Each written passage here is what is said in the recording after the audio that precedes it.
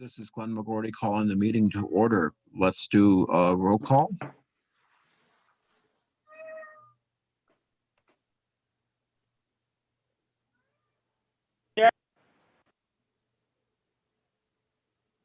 Director McGordy, can you guys hear me?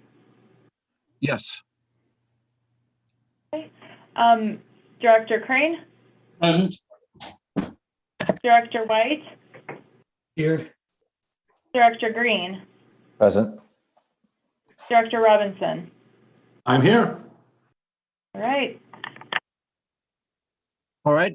Next on our agenda is the Pledge of Allegiance. And Nicole, how would you like to lead us in the Pledge of Allegiance? I'd be happy to. I pledge allegiance to the flag of the United States of America and to the republic for which it stands, one nation, under God, indivisible, with liberty and justice for all. Thank you very much. Okay, so next on consent items is approval of minutes from the April 8th, 2021 meeting. Do I hear a motion to approve them? So moved. Is there a second? This is Zach. I'll second. All in favor signify by saying aye. Aye. Aye. Anyone opposed? Okay, motion carries. Thank you. Real quick, just double check there's no public comment on the consent calendar. Is there any public comment? All right, well, moving along from that, next on our agenda is discussion and possible appointment of tribal stakeholders director. So, At this time, there's been no formal nomination by all 6 of the tribes. We have 2 of the 6, but the other 4 tribes have yet to approve or deny the nomination. okay, so Andrew, any thoughts on how to move this forward? I've reached out to the 6 tribes, and I'm not really sure how to go forward. I think maybe I just need to clarify that all we really need is an email saying we either approve or deny. If anyone has any tribal contacts that could help push this forward, that'd be greatly appreciated. Okay, well, you and I will discuss it offline and we'll come up with a solution. So, all right. Any other comments on this before we leave this item? All right, thank you. Next item.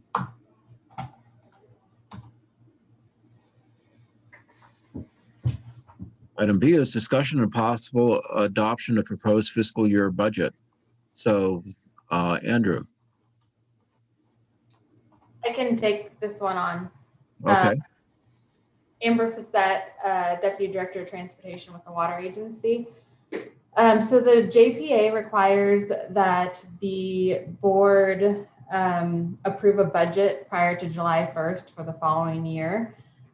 So unfortunately, we don't have all the costs nailed down for the GSP implementation, and no decisions have been made as to a funding mechanism. So essentially the budget that I put together is for the ongoing administration.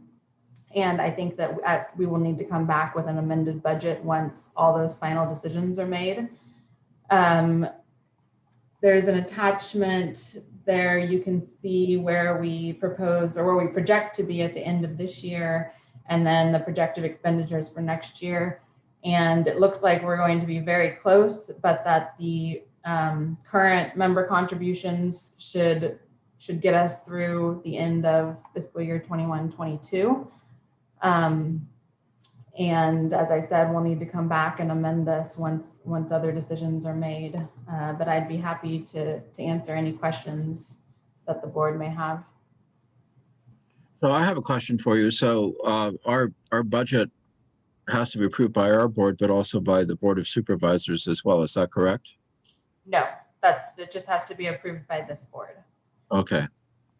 I decided to bring it to this meeting in case there were any amendments that the board wished to make, then it could still be brought back next month and approved prior to the deadline. So that's why you're seeing this in May. Any comment from board members?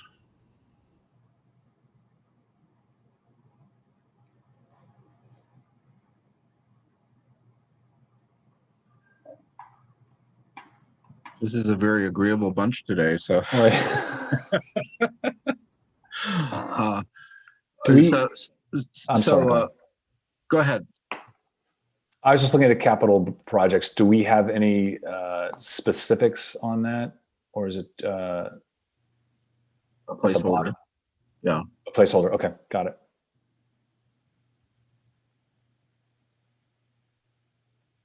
So what, Amber, what do you want us to do at this point? Do we need to approve it, or shall we wait, or what's your? If everybody is agreeable, if all the directors are agreeable, then you could go ahead and approve it. And then, like I said, if once final decisions are made in the next fiscal year about the GSP implementation, then I can bring back an amended budget at that time. But yes, you can go ahead and approve this one at this time. I move approval. Second it. This is Al. Okay, so the motion has been made to and seconded to approve the budget as presented. Is there any further discussion? Do we need to open for public comment? Okay.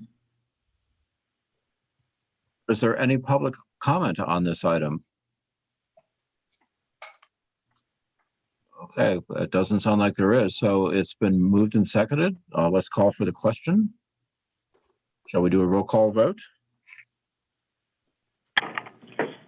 Director McGorty, Yes. Director Crane, Aye. Director White, Yes. Director Green, Yes. Director Robinson. Yes. Motion carries unanimously.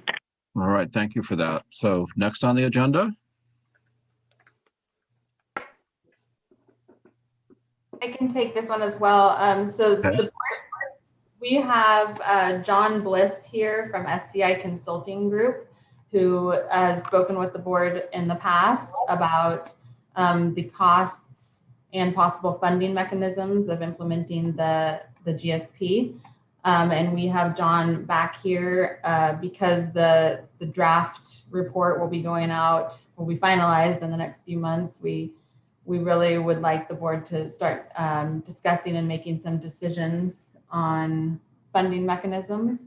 And so we have John here to give a brief presentation again, and then answer any questions the board may have. Great, thank you very much, Amber. And you all can see the PowerPoint, the top part of the slide there. I'm going to go through the PowerPoint today, and I'm going to apologize in advance. I'm going to be not very consultant-y today. I'm going to be almost like a cheerleader or an evangelist. And the reason for that is the rubber is about to meet the road in terms of timing for the implementation of your GSP. And to the degree that I can beg, cajole, arm twist, and light a fire to have you guys start to make some pretty difficult decisions on funding path forward. So the tone today of my talk will be, here's how you ought to do it. But I fully recognize that you all are the decision makers, and I'm to provide the information. But I am going to add hopefully some passion and some recommendations that I think will be ultimately helpful to the project. So you can see the top slide. Andrew, if you want to slide up a little bit, perfect. So the middle will just do the lower part of right in the middle of your screen, just as a reminder to everyone, how do we get where we are? For the last 4 years, each of the 4 member agencies have contributed not a lot of money, $5,000, and then there was a second contribution of $3,000 each. So you're each in about $8,000. As Amber said, you can see you guys don't spend a lot of money. That's about to change, but you don't spend a lot of money. This is a lean machine. It's less than $10,000 each year. As Amber indicated, by the end of this year, you have enough in your current fund balance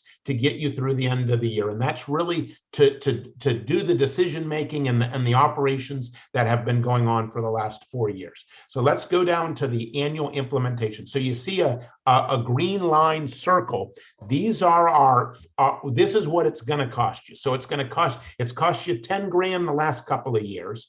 Now it's going to be between $135,000 and $235,000 a year. And so you need to get your arms around that budget. And that's going to start probably sometime in 2022, that amount of spending. And how are we going to fund it? How are you all going to fund it? But I just wanted to start with that sense. Now, for the talk today, I've come up with a plan A and a plan B. And it's called plan A because I think it's better. But you all know a lot more about this and the politics and the background than I do. So to a certain degree, I'm naive in that area, but that may be helpful somewhat. So go ahead. Was there a question? No. Okay, I'll continue. So the plan A is fairly straightforward. The dollar amount that we need to generate $135,000 to $235,000 a year. The plan A is easier said than done. And the plan A is each of you go back to your member agencies and say the 5,000 or 8,000 you've given before isn't enough. We need more money, and we need, and I'll give you the actual amount, but we need $35,000 to $55,000 from each of you per year, and commit probably to the next to do that for the next 5 years. That's a heavy lift, but as you'll see, the plan B is a heavier lift. So I'm going to go more about what that would look like, and I'm going to talk a little bit about regulatory fees. Before, actually, stay on that slide if you could, Andrew. Plan B, which is a worser situation, but it may be the one you ultimately choose on, is to create a funding mechanism, not a general fund contribution from the 4 member agencies, but rather to establish a funding mechanism. There are 2 flavors of that and 2 choices, and I'm going to go into that a little more today. And we've talked about this before. One is to allocate that funding on the well owners, and there's a variety of ways we could do it. And the other way is to allocate that funding amongst all of the property owners in the basin. So let's go ahead, and we're going to deal a little bit with plan A. So what would that look like? It's easy for me to say here, hey, you need to go back to each of your agencies and ask for more money. I want to give you a little information that may ease the pain of having to do that. And essentially, what I would advise is, and many of you, most of you are sophisticated in political processes, so nothing I say will be particularly new, but to identify the staff and elected decision makers that can allow a budget item that would pay for this, and then to educate them as to need to this, and educate them about groundwater sustainability and why that it's important.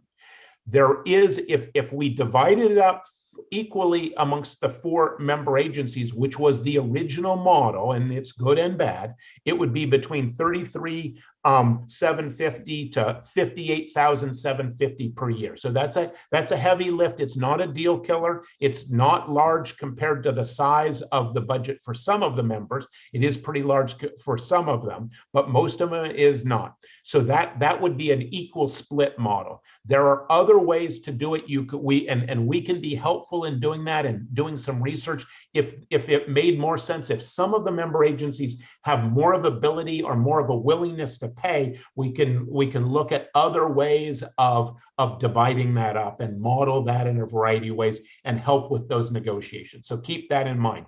Are there other member agencies or contributors? We want to look at that. And we do feel strongly that this is not something to run this agency and to implement this plan responsibly. You really need a commitment of this revenue over a number of years. 5 years is even a short time, but if you could, we think it's essential that whatever you come with, if you use the plan A, which is using existing agency revenue, then it should probably be a 5-year commitment at least. Another thing I will say is my numbers, my 33,750 and 58,750, those are the brackets, the high and low bracket.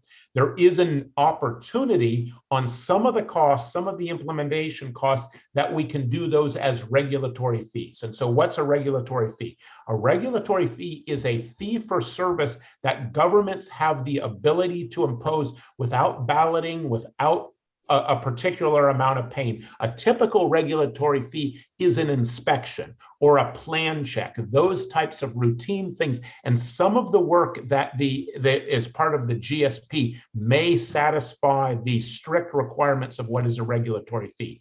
If we can do that, so a well owner comes in and has to interact in some way that affects the implementation, if we can get some of the costs reimbursed, that would reduce the cost burden on the 4-member agency. So that's something we would look at. So we think there's a feel out the situation, a behind the scenes politicking to see if this is viable. And maybe each of the representatives of the member agencies commit to going and talking to folks and come back with some sort of report at some point.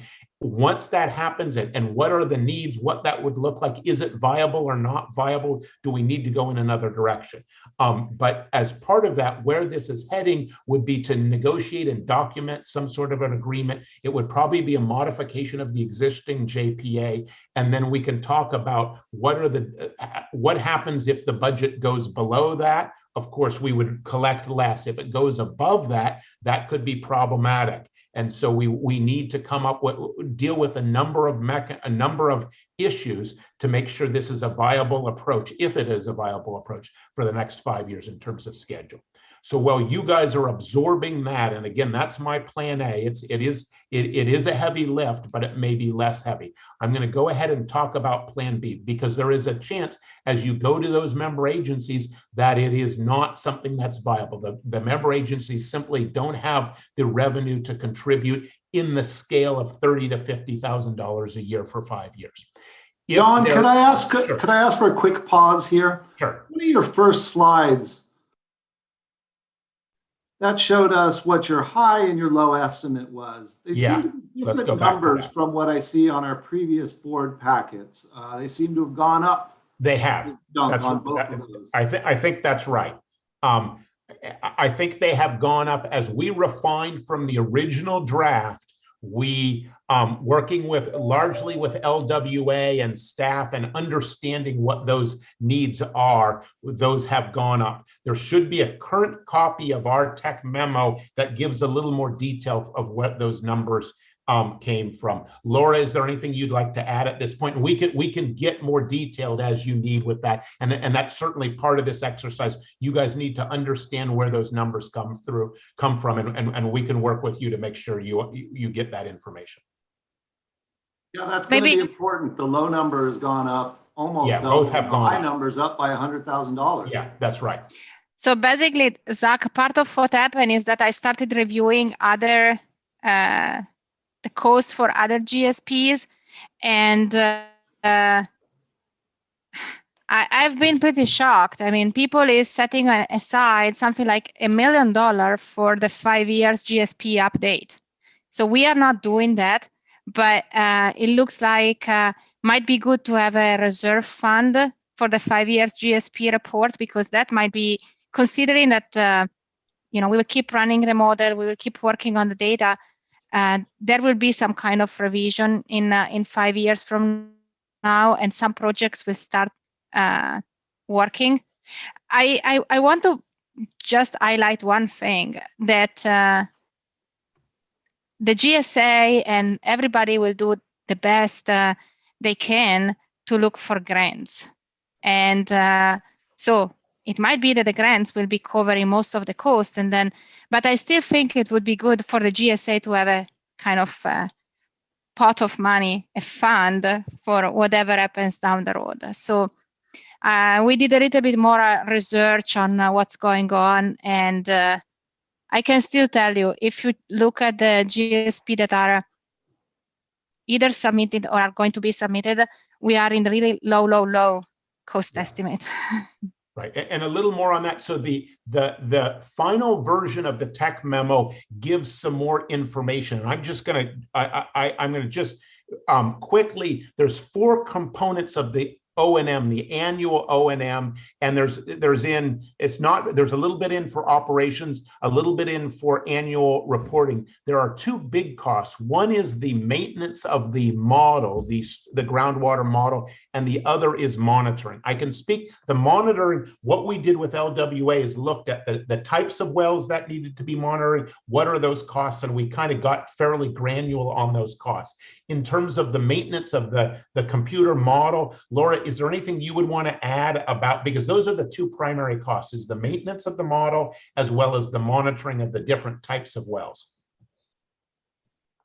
So I think what I would like to add, we are working as much as possible and giving suggestion to the GSA on save, if possible, from the monitoring side, but it's not just the monitoring, it's also it includes also the cost of reporting. So the GSA needs to put together a report to DWR every year. And we were a big bracket is on the cost of maintaining the model. But I wanted to include that bracket because we were thinking, Amir and I, we were thinking a little bit more recently, and there was a huge investment from Ukiah on having a model that will be able to be connected to the big Russian River model. I think it's going to be important for Ukiah to have its own way to evaluate what's happening so that you don't really have to just rely on other simulations, because the model is there and it's pretty refined. It will be refined even more. So I kind of see the opportunities of having this tool. But if I think in terms of implementation grants, probably maintaining the model is the first component that can be fully covered by grants. So okay. That's so there's a something. Potential for reduction in that first line, operations and maintenance. There's a potential for grants to fund for, and I think we're at 40 or 50,000. So it's 30 or 40% of that is for model maintenance, and that has a possibility of being grant funded. Typically, over time, governments are less likely to fund maintenance. They like to fund capital, but since this is a new program and a new state mandate, there may be some opportunity. The second line capital projects, the 25 to 45, is made up of 2 components. It includes the reporting requirement for any grants that are won, and there's also about half of that is for grant writing each year. And so those are the 2 components of that one. We're happy. It's actually more going to be LWA than me. So I'm speaking on their behalf, but I'm happy to do that. If you want to get more granular or more detail on these estimates, we're all for it. We want these estimates to be high. We want them to be very, very lean. But even as Laura said, as she compares to other programs and the ones we've looked at, these are low, lean numbers for a basin like this. So John, this is Glenn. I wanted to ask about the model maintenance. Please explain to me what that entails. Great. I'll pass that right over to Laura. Yeah. So Glenn, basically, we are collecting so many more data, and you want to see this data ending up in the model and maybe refining even more. Mostly the piece on groundwater surface water interaction. So I see that in the next 5 years, also in the way we are framing the sustainable management criteria, we are clearly saying that we will be refining our criteria based on the data that we'll be collecting. So there is a big plus on getting all those information into the model. It's going to take some time because, we are even DWR is installing the wells right now. It was a process, so we don't have the data in our hands at the moment. We will have to wait. So I see a lot of benefits from including all those information into the model so that you will have better estimates for whatever scenarios you will be running using the model. So this is who the actually idea. who statutorily has the obligation of verifying the models, just out of curiosity? it's not that there is an obligation of verifying the model, but the model is what is used for future scenarios and for water budget. So it's at the end of the day, it's one of the tools that the GSA can use to demonstrate that everything is sustainable. So it's not required by law. I'm trying to understand as time goes on. So we have a model, we have measurements. The measurements, of course, are very, very important data for verifying that we're sustainable, obviously. So if, in some respects, the model becomes secondary if based on what it is actually we're finding from our monitoring and our ground truthing. So I'm just trying to understand the importance of the model going forward if we actually have real data as well, from the point of view of meeting the regulations, which becomes more important, which needs to be more accurate, or I don't know if I'm making sense, but no, I'm just trying to figure out how robust we have to be with the model compared to how robust we have to be with taking data from the actual water table. So I think, Glenn, because of which are the potential issues in this basin, which is the main let's say problem might be in this surface water groundwater interaction, and I think we all agree on that. And eventually groundwater dependent ecosystems, but they all go together with the interconnected surface water. And for that specific component, yeah, we can collect data, but you know as much as me that there is no way to really measure the seepage, for example, or measure the interaction. So basically the idea is that what I see happening in all the basins is that there will be data collected to make to improve the model, and then use the model to really evaluate what is this depletion due to pumping, depletion of surface water due to pumping. So it's for sure it's because of what is the problem in the basin. On the other side, I also see that you have a tool that really can be used into the future, not only for Sigma, because our model is anyway integrated. It has surface water and groundwater. We can change the releases and see what's the impact. So in a sense, you may want to maintain something, and you can even decide to maintain it at the county. You know, at the end, the model is gonna be let's say the owner of the model is the GSA. So it's gonna be all fully publicly available. But it's a tool that can help down the road with more designing scenarios depending on what's going to happen. Okay, thank you. This is my view. Yeah, to give you a sense of scale, though, it's a good question, and absolutely looking very carefully at this budget and these numbers.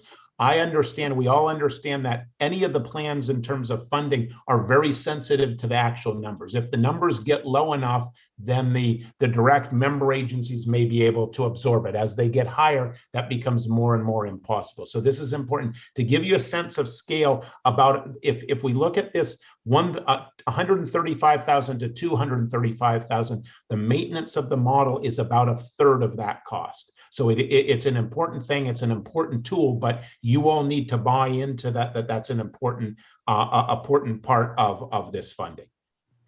I know, speaking for myself here, I won't be able to buy into that until I just see a breakdown of where those numbers came from. I have the old numbers still, and I got that, but I need to see the new breakdown. Okay, it should be. And Laura, do you know, and maybe Amber knows this, the final version of the tech memo have the board members seen that, or are they going to see that next month? I think it's what I presented last month. I think we added only, let me retrieve it. While okay. I can retrieve it, Zach, but I think it's very close to what I presented last time. Okay. Because I know at one point I had a document that did have lower numbers than that, but I'm not, I know these are from the final report. I took them right out of the report. So let's, Andrew, if you don't mind, let's go. We talked a little bit about steps forward to go ahead and see if you want. So perfect. Let's land right there. There is another path forward. It's also it also takes considerable resources to do it, and that is to come up with a long-term sustainable funding mechanism that is reliable and could be very, very effective, but there's a big upfront cost and resources to get it implemented. And so the first thing that we would recommend, and it's probably part of the same conversation so that you give folks at your member agencies a couple of choices, is that if you can fund it out of existing revenue, that's good. If not, then there is another path forward. So it's talking to the well owners, the other leaders, elected officials, all of those type of things. If there's an interest in going for a fee or a tax, and I'll remind everyone the difference between a fee or a tax, then a good step forward would be to conduct a survey. And the survey will help you answer some questions. We would recommend that the survey surveys both well owners and the broader community. And that survey will tell you what types of message or what types of projects and priorities are important to the well owners as well as the community. The underlying mission, of course, is to satisfy SGMA and to create a sustainable path forward for your groundwater. But within that, there's vocabulary we use. There are issues we talk about that can be compelling to well owners and property owners. We did a survey recently. I think I mentioned it last time in Sonoma County, so that tipped our hand a little bit on what folks value. That survey would also help you with the tough question of maybe the advantages of a fee versus a tax. And as a reminder, a fee, a property-related fee, is a mechanism described in Prop 218, and it would go on well owners, the people drawing the water out of their wells. The advantage of it is it does not require a balloting, but it requires a protest hearing. And a protest hearing is not as heavy a burden as a balloting. A protest hearing requires that you send a notice of public hearing to each of the affected property owners. That would be all of the well owners, and with a description of what the services are being provided and how the fee on their particular well was calculated. It then gives them the opportunity at this public hearing to submit a protest. If more than 50% of them submit a protest, then the fee does not go forward. Typically, in large areas where there's thousands and thousands of property owners, affected property owners, it's hard to get 50% of people to return a notice. That's not true in this particular case because there's a relatively finite number of well owners. So there is the possibility of a protest hearing. So just hold that thought for a second, because I'm going to tell you some ways that you could mitigate the possibility of a protest and the fee not being approved. The parallel path that is a different constituency is a tax that would be of all the property owners, every single family home, it's actually every registered voter within the boundaries of the basin, within the boundaries of the GSA. And it could be a special all-mail election. It could be at a typical June or November, but it is a bread and butter special tax where it's very political, and there's a community outreach effort that talks about the benefits of going forward and protecting the groundwater, protecting the resources and the way of life in the basin. And then registered voters, all of the registered voters, whether you own a well or not, all the registered owners in the area would be able to vote on it, and it would require 2/3 approval. 2/3 approval is tough, and it's tough anywhere in California. It's tougher in rural California, but it is one of the things is in both cases, the rates are not particularly high. And so the rate for a single family home would likely be between $10 and $20 a year. So it's not a pocketbook issue, but it becomes a principled issue. And there's lots of Californians that are fed up and frustrated with taxes and new taxes. They're fed up and frustrated with what they may perceive is an overstep by the government to require this. At the same time, those same folks probably are interested in protecting the valuable resources and water and the beauty of the area. So the ability for that message to get across would not be without some challenge. The survey typically will identify the willingness of voters and predict with a high degree of accuracy their willingness, the overall voters, the registered voters, if they would vote yes for $10 to $20 for groundwater sustainability on in 2/3. It would also kind of measure the well owners, probably less well. A lot of the well owner outreach would be face-to-face, talking to major well owners and that type of thing. And then the decision could be made, hey, for political reasons, for administrative reasons, for revenue generation reasons, we're going to go forward with a tax, or we're going to go over for a fee on well owners. These type of things, both of these mechanisms exist in older groundwater sustainability districts, our agencies. In fact, Laura and I are working up in one in Sierra County and Plumas County. It's in both of those. And they actually currently, they have a long-standing tax on their whole community, which they get complaints from folks that say, well, I don't own a well, why do I have to pay this? And you explain, because the overall valley, the health of the valley is affected by this. And they also have a fee on well owners. So they have both of those. There's a slight chance you would do a combination of both, but the amount of revenue generated does not dictate that you would need both. It's probably you would choose one or the other imperfectly. You choose your poison one way or the other. You then have a typical community outreach effort to do it. It probably would necessitate, you're not required, but necessitate hiring of a consultant that would help you with the survey, help you with the outreach. Think of it very much like a typical bread and butter political campaign if you do the tax. It's a little less so if you put on the fee on the well owners, but it is also a political exercise that is tough. And it's never easy to ask people for revenue, but it would require an understanding, a compelling argument forward, and the ability to convince either well owners or registered voters that this is a good investment on their side. So that's really what I wanted to talk to you all about today, and open up a discussion of whether you all are willing and ready to go forward and talk, or what would it take for you to be able to talk to your member agencies and see if they're willing to go to contribute a significantly larger amount, or if they would like to explore the idea of a fee or a tax. And then you would need some funding likely to implement that fee or a tax. That has likely a survey, likely some community outreach. There's actually costs associated with conducting an election that the register of voters would have. If you do a well owners, that's likely a consultant that would send out ballots, or excuse me, not ballots, but notices to each of them. So with that, I'm going to stop talking. I'm happy to answer any questions, and I appreciate your time and my kind of nudging here that this is the time to really start getting serious about this tough issue. So John, Maybe. Oh, sorry, Glenn. No, go. You go first. If you, as the consultant, we want to hear from you first before we start. Actually, I just wanted to share, because to answer Zach's question, Andrew, can I share quickly my screen? I want to share what I presented at the board, and explain why what I presented at the board meeting last month was slightly lower as a total.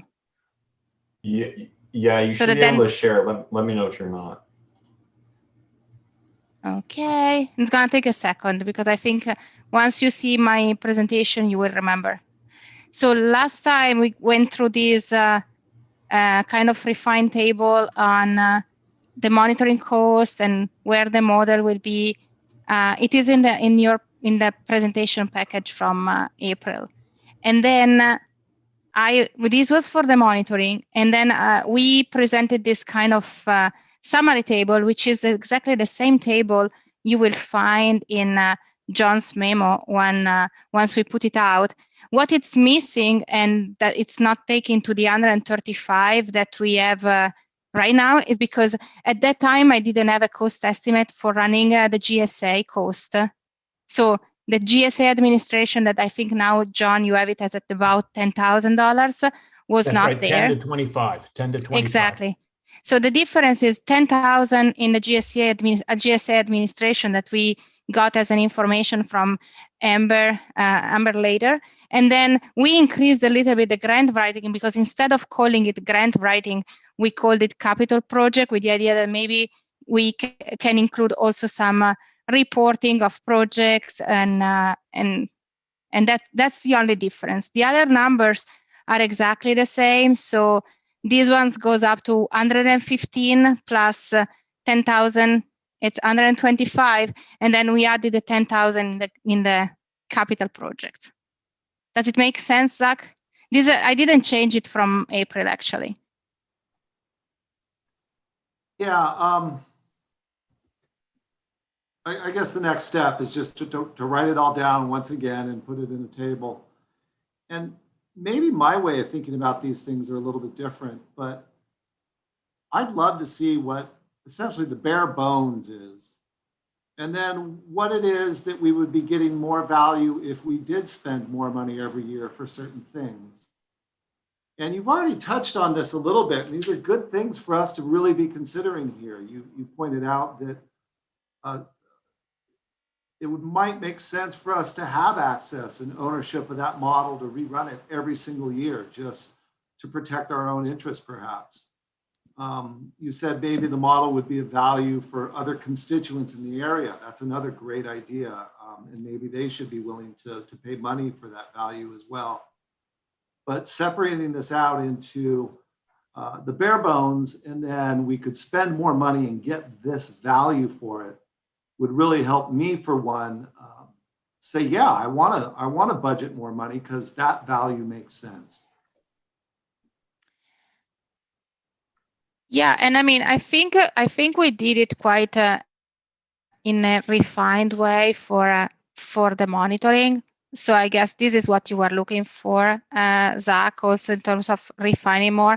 We can think about doing it more for the model if we want, and give you some more ideas of, again, I really see that the model is going to be, while the monitoring probably that will stay as the cost for the GSA, I think the modeling, let's imagine that we get a capital project, also looking at what's happening for you guys with the drought, adding some model scenarios developed with the model will give, through a grant application, will give us enough money to keep going with the model without asking the GSA to pay for anything. So I see that it's a tool that eventually you can use it for, like, I give you this, you give me that, or something like that. I mean, you pay for the maintenance, but the model has already been paid for, so it's there. I mean, I really see that as a tool for you to really protect your interest. I really think that's gonna make a difference. So I see your point. I mean, we can try to, even for the monitoring, strip it down and come up with ideas, but I don't think if we can go much lower than 40. And if one year we decide we do nothing with the model, I think, Zach, you also have to keep it in mind that whatever doesn't get spent one year, the funds should carry over, so you will have something for the GSP 5 years update, because that's going to be a new GSP that the GSA will have to write and submit. So it's important to also consider that.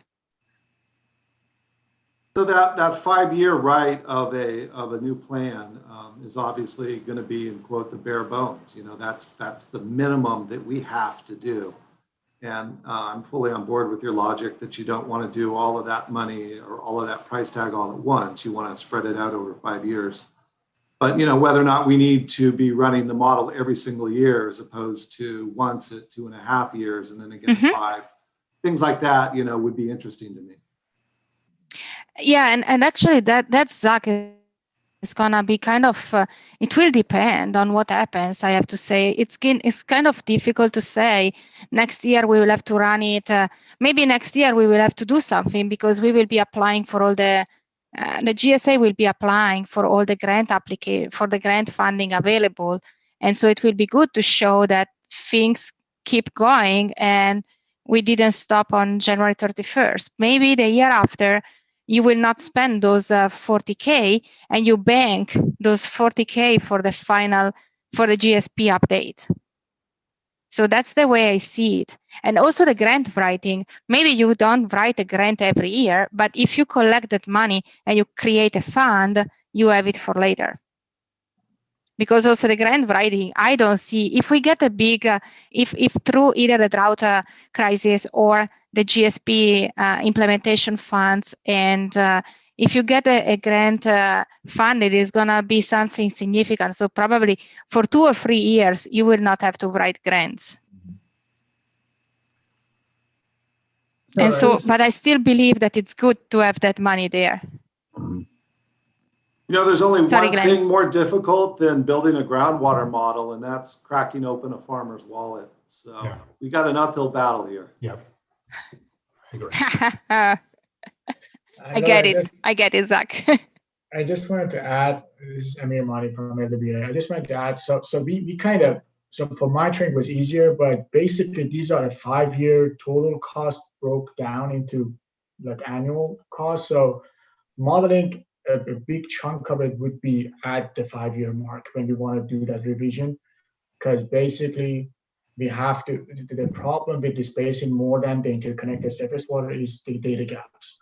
So we are trying to cover those data gaps in the next 5 years, but then we have to fill those gaps in the model. So that would kick in the 5-year review, and the model needs to be kind of more input data should be submitted to the model and probably should be recalibrated. So that's the chunk of the model update that should be done in 5 years.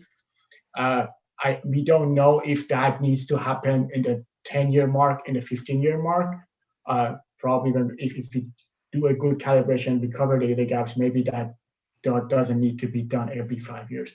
But the first 5 years, we're pretty sure because at least for the interconnected surface water, what we're proposing is using groundwater levels for the next 5 years.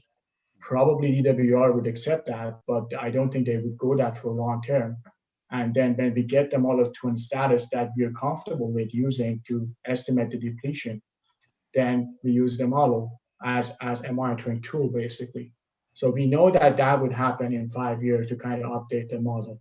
In terms of running it every year, as long as it's not getting recalibrated, the cost would be much lower than that update. But there are some portions of the annual report that we may need to run the model to fill it in every year because of that reporting. So model would be run, it's just the fact that does it need to be updated with new data? Do we need to recalibrate it or do something to it that would incur a higher cost than a usual run of the model? So that 40 to 80,000 is basically kicks in most of it in the 5-year period when we have data and we need to kind of update the model. So I have a bunch of questions. What is the overall annual depletion out of the aquifer in terms of acre feet? So I have to actually, Glenn, I should get back to you on that based on the volume of depletion. So you mean just on all these streams within the basin, how much water actually is lost to the aquifer or the reverse, like gained by the river? What do we think is the total use of water by all users? So I have that in the slides that I'm going to show you. So by market, by sector of the use, but basically it's about the diversions from the river and it's pumping from the aquifer. So agricultural pumping, if I'm not mistaken, is about 6,000 acre feet right now in the model. And then we have the diversions that are about twice of that in terms of ag. And I don't remember off the top of my mind the number for the municipal, but I do have the slides that I can show you. So we are looking at about 30,000 acre feet or 20-something acre feet of use in the basin, but it's not all from the aquifer. It's diversions and pumpage. Mhm. So not all pumpers are equal, obviously. So the two little pumps that I have on my place that run out in August are not the same as some of the magnificent ag pumps that pump 1,000 gallons per minute. So you know what, I'm thinking that consequently, if you're asking a fee for everybody, I don't know that it's fair to have it all the same. I know that that's going to be an issue for voters. They're going to say, why should I pay the same fee that someone who is pumping 1,000 gallons a minute when my well pumps 1 or 2? So I know that would be an issue. Actually, if you don't mind, actually, I have a couple of 2 different models that deal with that particular issues. So if you stop there, that's the one that is kind of flawed. And this I just took, if you see the column approximate number, those are the types of wells. And then I just, in a very crude, not unscientific, but flat way, I said we could generate the 135 to 235 we need if each ag well paid $685 up to $825, and that's a flat rate per year, just to give a sense. And I did not put any for the lower amount, I didn't put any on the domestic well or other well, the small wells you have in your backyard, except at the high rate. If you look at that fifth column over, it was $27 a year, $27.50 a year. But that's flawed because it's not based on usage. It does have, the rate would scale somewhat compared to the big industrial municipal ag wells versus a domestic. And if Andrew, if you can go down a little bit, then we did something that would require metering on the larger wells. We could probably estimate it on the smaller wells. We did, we modeled it, and it would be between $19 and $33 per acre feet to get the type of revenue that we were looking at. That's really useful information.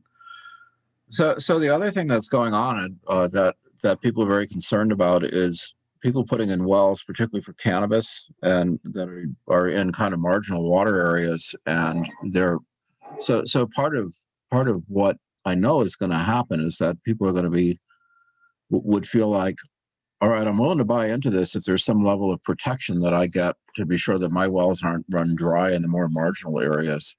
And I'm just throwing that out there, and I don't know that the GSA wants to get into the water policing business, but I know that that's really on people's minds as we're in this drought, as we're seeing people, especially illegally, use or grow cannabis on their property. It's not illegal to put a well in at this point, but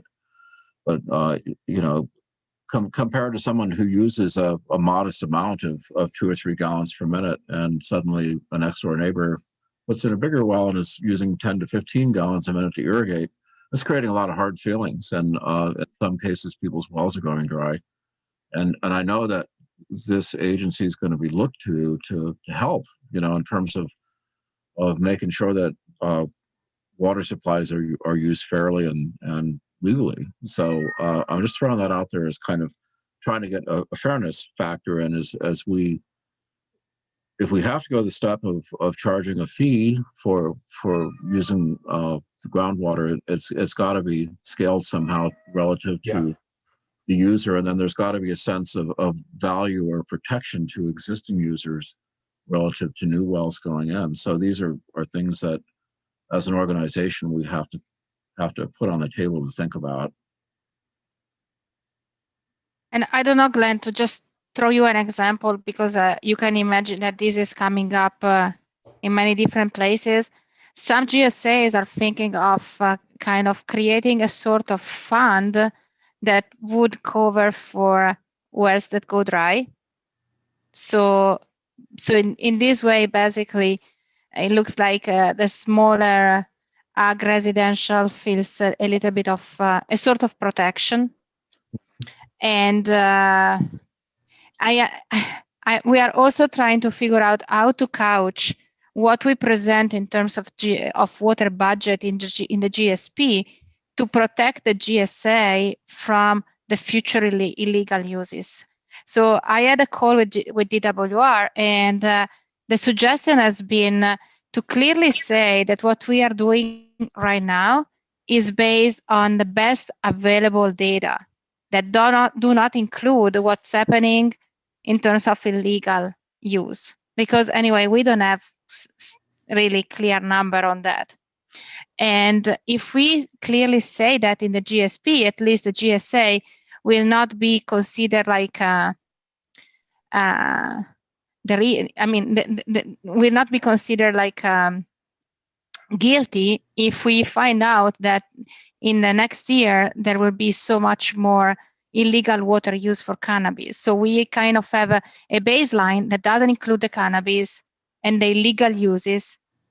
And as long as we can say that that there is no changes, there are no changes in the legal uses, then whatever happens is because of the illegal component. So we are working also with attorney to try to figure out what's the best language for protecting the GSAs, because you know, I at some point I was very worried because I was telling everybody we are putting together water budgets that do not include the illegal use. Mhm. So we need to be careful with that, right, Glenn? Because we don't know how big the problem will be in a year. So the suggestion has really be to clearly highlight based on the best available data at the moment. So which is for us, we are kind of stopping our model at the end of 2018. So that's what we have. It will be updated, whatever, but for now is like that. And then what we can do, and what they told me that might be a good idea, is eventually to run a scenarios that looks at your estimates as a county of water used illegally.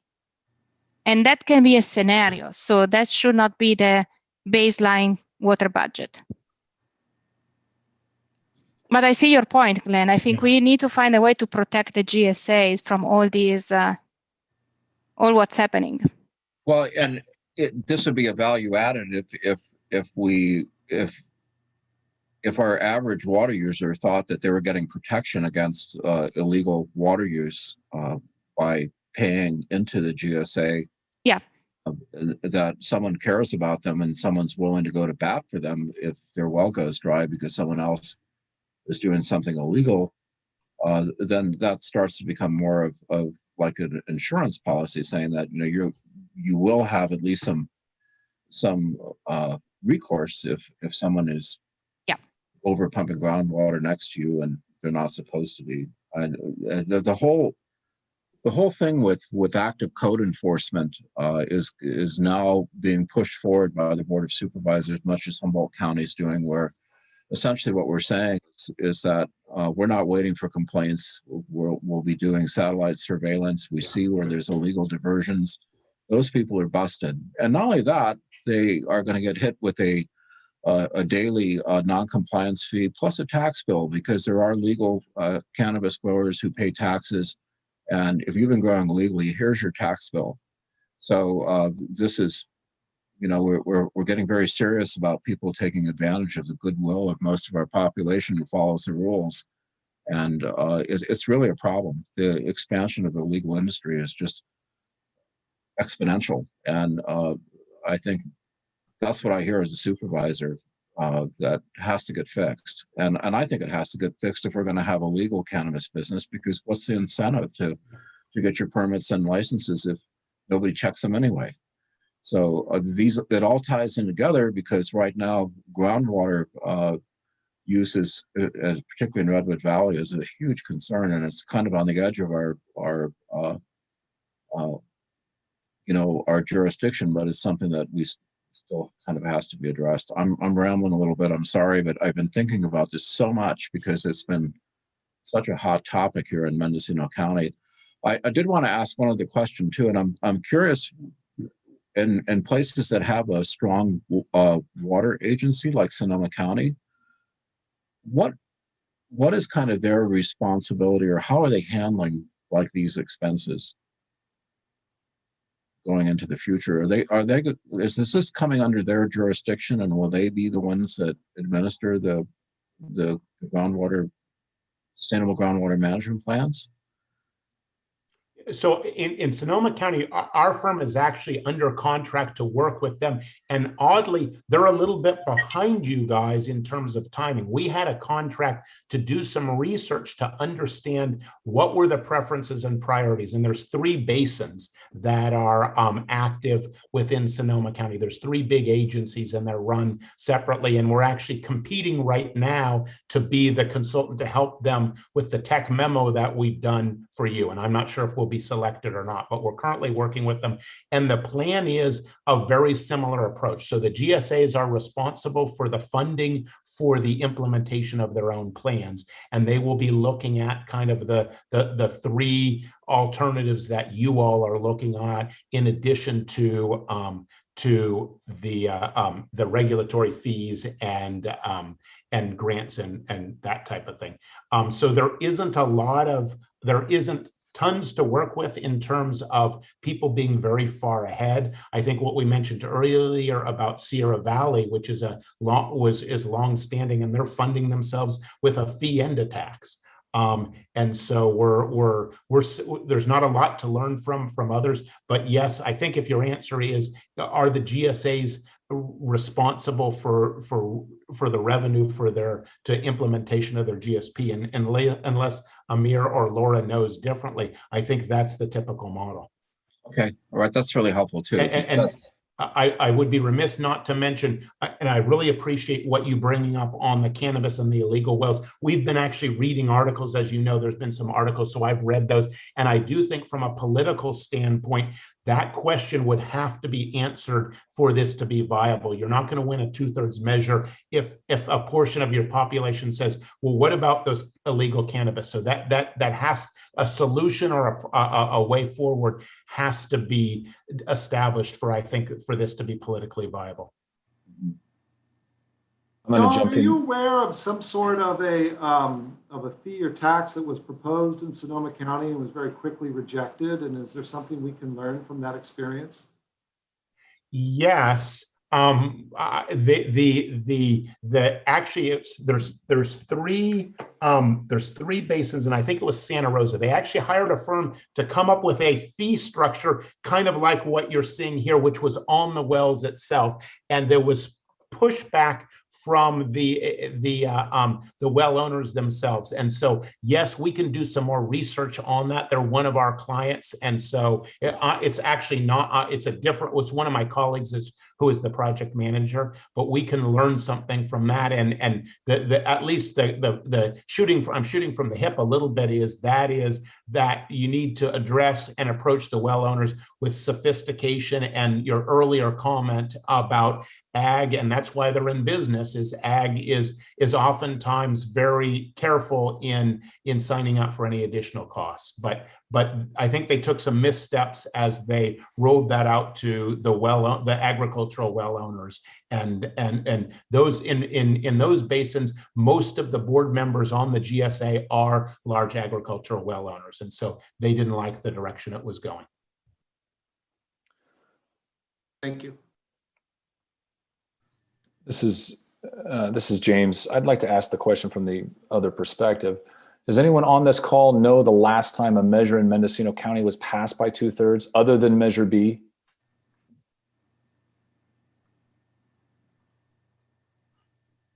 Not since I've been here. I can't think of one. Yeah.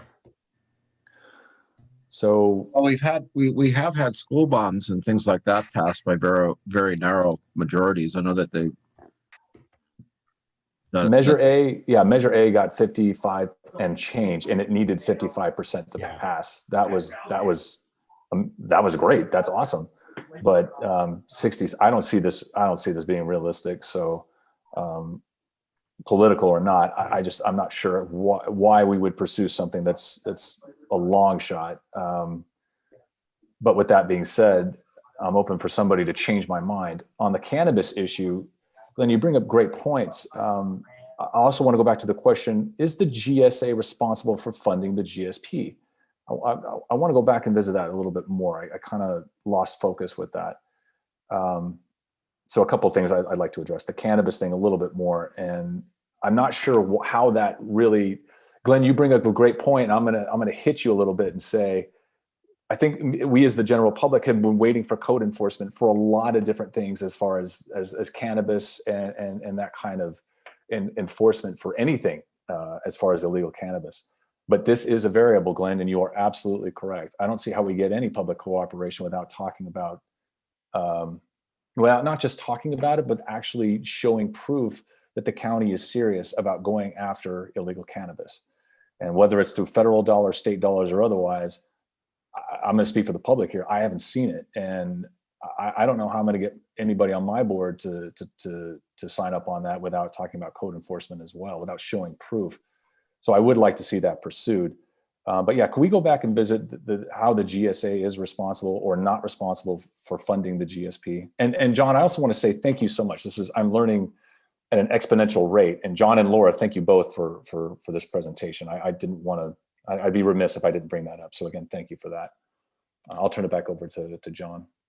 Right, I have a couple comments. So I think from our side, and I think we want to work with Amber and Laura and answer James's question about the legal responsibility of the GSA to fund the GSP. So we need to get you an answer on that.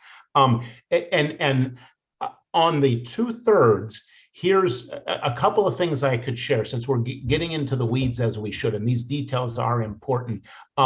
The reason you do a survey is ahead of time, and a survey is not cheap, but it's not expensive. It's $25,000 to $30,000, something like that. And that answers the question that at $17 a year, can you win with the 2/3?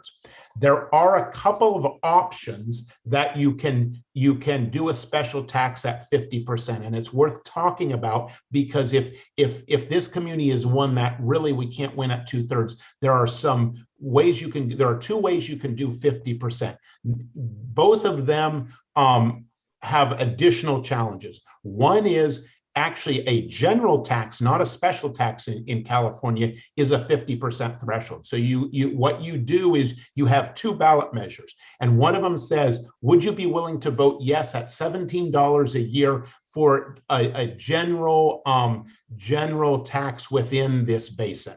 And then you have a second measure that goes with it, which is called an advisory measure.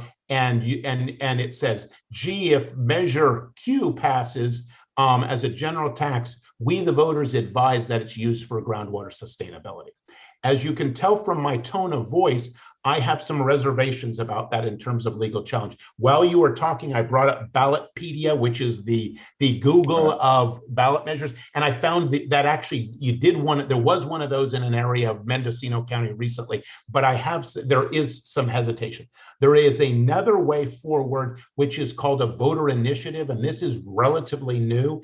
In the last few years, the Supreme Court has made very clear, if the voters bring the measure forward, then, and that means they collect signatures in front of Safeway. If they collect the requisite number of signatures, then they put it on the ballot and it's a 50%. That's relatively new, but it is an opportunity. And how that might work is if there was a particular environmental group or a nonprofit or some agency that was interested in collecting those signatures, bringing that to the agency or the county or the city and saying, we'd like to put this on the ballot, it is a 50%. Both of those 50% paths are not without obstacles and problems and things, but it may require in this particular case to get us over the hump to look at one or both of those.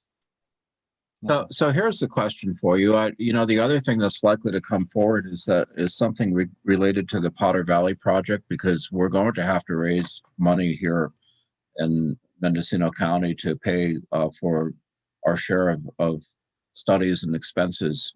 And I just wondered if we were able to roll this together as part of a water security project, if that gives us a better opportunity to fund monies for both issues. Yeah, I would, here's the conventional wisdom, and then I would throw out the conventional wisdom. And political consultants like my firm have been guilty of this. The dumbed down way to look at it is lower dollar amounts are always better. So you'd say, we have two projects. There's part of us would say, let's just combine it together, do it one time and just get it done with. The population would prefer that than having to vote on these taxes all the time. That power is offset by project A is $10 a year, project B is $20 a year. If you go to the voters twice, one for 10 and one for 20, you have a better chance of winning both of those than going one time for $30. That's kind of and a survey would help answer that. So I say all that, and then I'm going to now unsay it. There is a interest and an appetite of California voters to look bigger picture, to look regional, to look like water sustainable, one water, all of that type of thing. Big picture stuff is gaining traction. So it's certainly a combination with the Potter Valley Project is certainly a good idea worth looking at. I just wanted to share the old school conventional wisdom is break it into little pieces and just ask for a little bit at a time. And I'm kind of wearing my cynical political consultant hat, but that's what we've seen.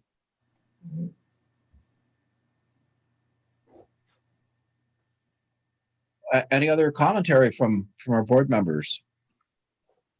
This is Al.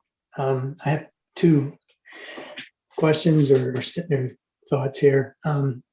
To Zach's point, I think I kind of agree with what he's asking. I also agree with what Laura is saying, that there's value added. But if it's possible just to hear what is the minimum that is required to get past the gate as far as the state approving our plan. All these other things that we talked about and make sense. I think those are good arguments. And the value added for doing those things now, as opposed to doing the absolute minimum now and having to come up with it later, is probably a good value. But it still would be helpful just to hear what that gap is between the absolute minimum that would get us through the door to versus what we have here as sort of our low end. That's the one question. And then the other thing, it seems like everything we've talked about is sort of in the Plan B model, but can we go back to the Plan A model for a second? And I think that was the well owners' fees. This was something, this regulatory fee idea, sort of like you have a permit or something that you don't have to vote on. I mean, I know that we get fees coming through from on our water rights, our water licenses and stuff. They just say, oh, by the way, you're going to pay this much more this year because the fee is now this. And there's no argument. There's no ask permission or anything. That's not very pleasant, but it does get you some money if that's what you have to do. And is this? So I guess, let me speak to that, because and I'm using the word fee today in two very different types of fees, and I want to go over the vocabulary. One is called a regulatory fee, and one is called a property-related fee. The property-related fee is the process where you have a notice is mailed out, they have a protest hearing, and the law is clear. If you put a fee for Sigma on a well owner, you follow the property-related fee model. And the proposition that's associated with a property-related fee is Prop 218. You buy water at the tap, your garbage service and your sewer service are all dictated by Prop 218. And so that's how we would put the fee on the well. There's another type of fee called a regulatory fee, and a regulatory fee is very, very, very limited in how you use it. I wish it wasn't, but it is. And a regulatory fee is quite easy to implement. You hire a consultant, they do a $10,000 study, and then you can charge that fee. Cities and counties often have a fee schedule on how they use on their books. And if you go to the community swimming pool, you pay a $2 fee. Well, that's a regulatory fee, and there's a study behind that says the cost to the county to run that swimming pool is $2 a person. It requires a direct thing that you get. You get a direct thing, you get entrance to the pool. You get it when you go and get your building permit at the counter, and they have to review the building permit, and it costs you $250 to review your plans. They've calculated that the cost to the plan checker is $250, and you can do that.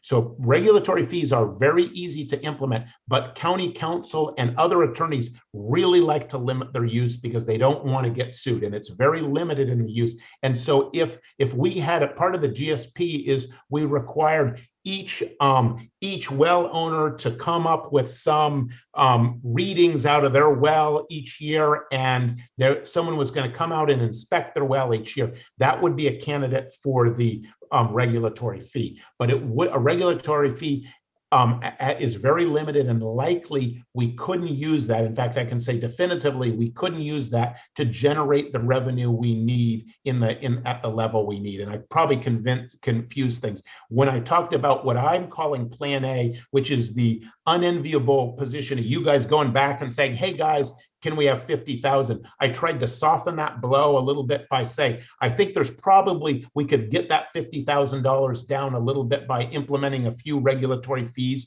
I think Laura is more promising in that she said there may be grant money available for model maintenance or something like that. That's more likely to get that down. So a regulatory fee, good thing, but very, very limited in its use here. So what you're saying is like a fee to register, like all wells need to be registered. Like you got to register your car. Yeah, that's right. Great example. And it would only be the cost of the person who types in the registration on the spreadsheet at the county building. Whatever the costs are, that's all you can charge. You can't generate any new revenue for new services with a regulatory fee. It's very limited in the use. It's really a pay for a particular cost, and you get something very, very direct. Okay, so that's it. We're not going to get the money there. You're not going to get the money out of a regulatory fee. And regulatory fees, if you're interested, I'm happy to talk more about this in the future, but it's Prop 26, which defined regulatory fees, and Prop 218 defined property related fees, and Prop 13 defined special taxes. Great. I have no more. And maybe, Al, I can get back to your question about what's the minimum that we can do. We need to remember that what we put in the plan, this is a plan. The GSA is not signing off on doing all what it's written in the plan. It's a little bit like the idea of project and management actions. We keep saying to the TAC, and we said here as well, let's think big, because what is included in the plan can be funded through grant. If a project is not in the plan, it's going to be more complicated to get it funded through DWR grants. So even we can do our best estimates of the cost here. If then it's unfeasible, it's unfeasible. And I had this clear question to DWR. I asked, there are GSAs that really, they will not be able to really create a lot of money. So what do we do there? And she was very honest. She said, clearly explain in the plan that this is probably what it's feasible for sure with GSA money. And this is what you will be looking for once you have grant funded. And try to think in a creative way, which are the fundings we can look at. So even if in our plan, we say, I think it's not needed right now to really go into super detail in our plan and say, are we going to spend 45 or 50 for monitoring, for example? We take a bracket and say we'll do as much as we can to get there, but it's not that the GSA is signing off completely on those costs. This is a plan. And when we start with the implementation, we will think about what it's feasible, what eventually needs to be taken out if there is no way to raise that money. So I wouldn't see this as, okay, I'm signing up on my future for the next 5 years. It's not yet that bad. That's why we don't have super precise number. We have brackets numbers, and the only my impression for what I've heard from DWR is that what it's important is that we show that there is a roadmap. The GSA will be working starting February 1st, 2022, to keep going with, for sure, keeping going with the monitoring, keeping going with some kind of engagement, and if possible, maybe start writing grants right away. That's my suggestion. So maybe this helps. Yes, it does. And it helps in terms of that question that I asked. Since you asked them, well, what happens if we don't have all that money? And they're saying, well, you know, say what you can do, and then say what you would do if you had the money. So again, that absolute minimum is what we're going to have to do. And obviously, if we have to do it, we can do it somehow. The rest of that we could hopefully find other funding to support would be what we would like to do. But when it comes down to what we have to do being what we can do, perhaps that's something that, you know, the agencies themselves could swing. And then, you know, the rest of it we plan to do, but we're going to look for other money other than reaching into people's pockets. One idea might be that Laura and I, LWA folks and I, sharpen a pencil and come up with this bare minimum. And then we give a calculation to you. And if Laura, if 135 is higher than the bare minimum, we come back to you, because I think before you engage and of course I'm encouraging you to go talk to the folks in your member agencies already. But if you had a bare minimum, or if they came back and they said, we each can only put in 15,000 or 20,000 and we raise 80,000 or 60,000, that may be a step in the right direction, or that may get to the bare minimum. That's what I think I'm hearing from the discussion today. Yeah, I think, John, honestly, I don't know how much we can take away from the bare minimum. We can decide we don't want the model at all, and then we script that off, we take that off. The monitoring is really the requirement, because every year we need to do the reporting. So I don't see how we can. We are trying to help through DWR, and maybe I'm having some other calls to see if other agencies are going to take on the cost of maintenance for some of the data collection. So that may, but you know, we can take off maybe $5,000 per year. We are not talking about a huge number. So you think the 135 is a responsible number for these folks to talk to their agencies? And then if it's impossible to get to that, I think I would say it would be nice to start with that in mind. If it's really impossible, then we can figure something else. You know, 10,000 or 15,000 are for grant writing. Maybe you guys find a way to do grant writing inside and not ask anybody. I don't know. I'm just throwing ideas. But again, remember that we need to, the 5 years update is going to be some work. So if we take money away from that 135 and there is nothing left for submitting the GSP update, that might be a problem down the road. So Amir? I just wanted to add, and one thing that we had in our template and we kind of wrote it off for Ukiah, most of the GSPs have these items of legal challenges, and that's costly. So when they submit the GSPs, if a legal issue comes up, they have to pay for it to kind of go and defend this. So that's not even in here. And that's another cost. So we just have the administrative cost.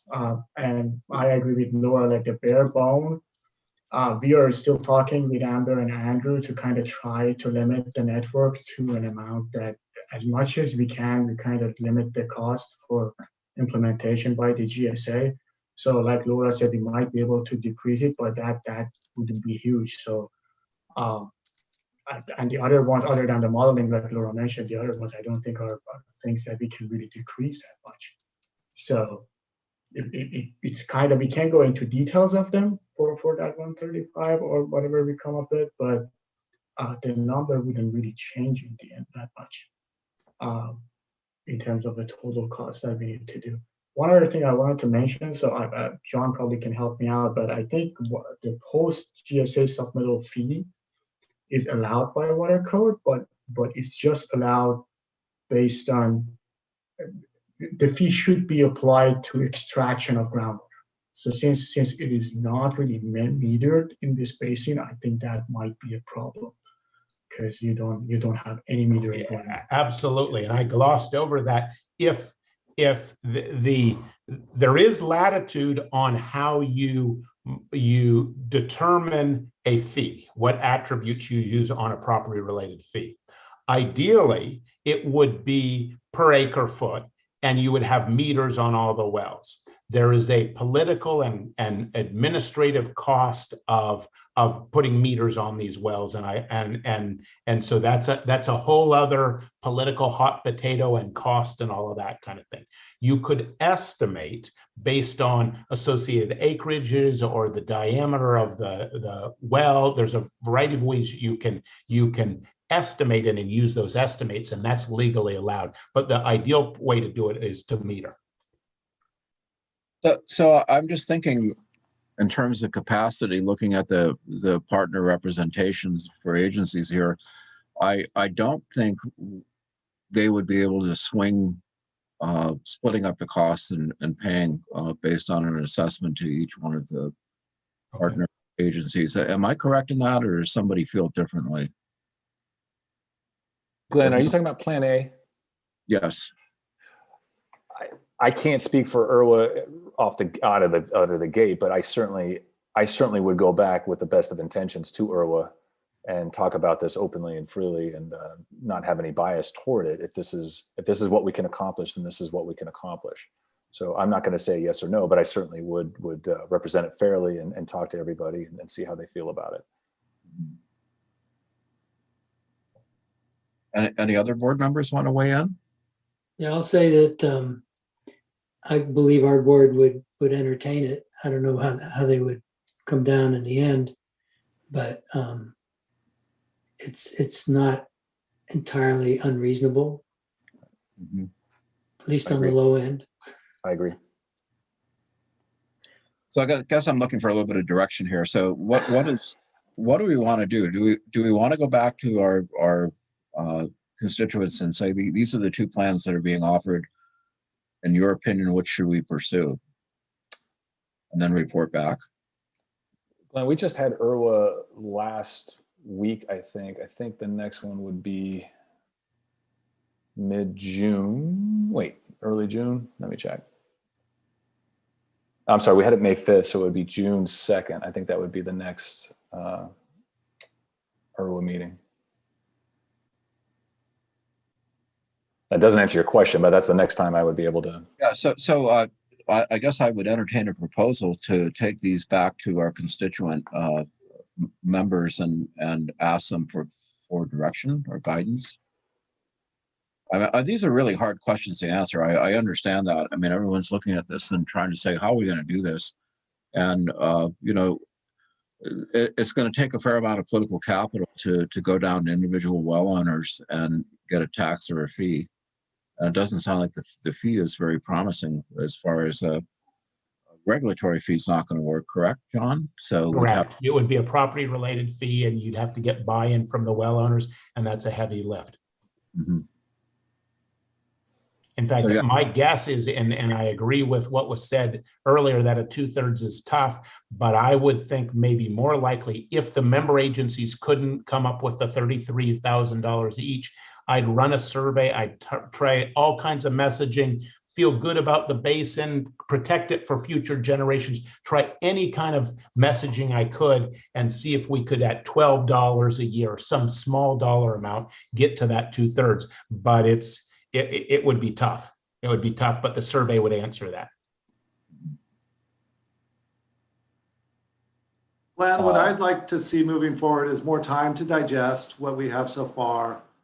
I really want to see a a formal budget. I wrote it out in my Excel here, but I need to see it validated by someone else. In fact, I still can't get to the 235 number, and that's just essential from my perspective. And making a big decision like this right here today, that feels like a stretch to me. We need to ponder this, ask our boards, and give it some deep thought.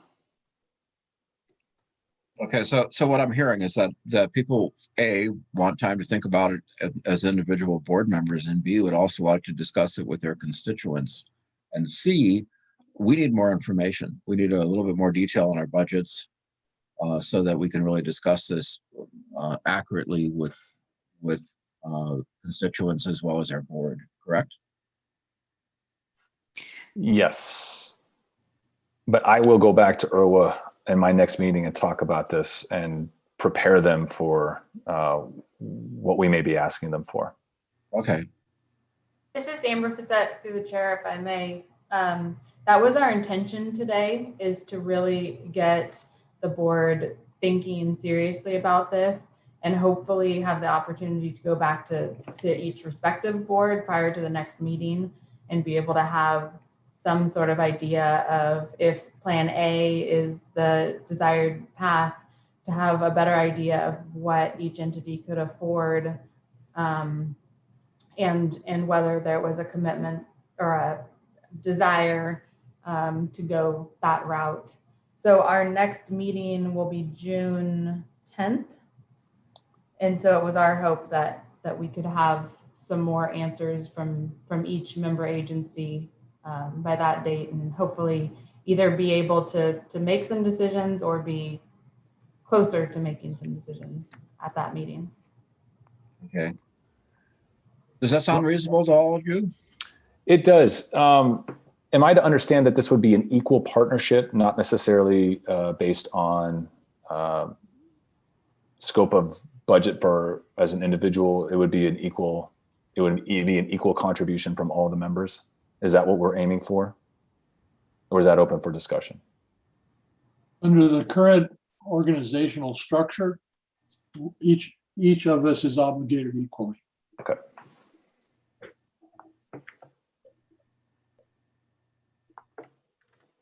I believe the JPA states that each of the that the initial contributions were going to be equal, but going forward they were actually voluntary. So I would have to re-review it, but I believe that it would be open if that was the desire of the board to have different levels of contribution based on whatever criteria the board decided on. Yeah, I'm not sure what criteria we'd use for proportional, honestly. That would take action of the individual agencies, I believe. I think you're looking for 15.1 in the original document.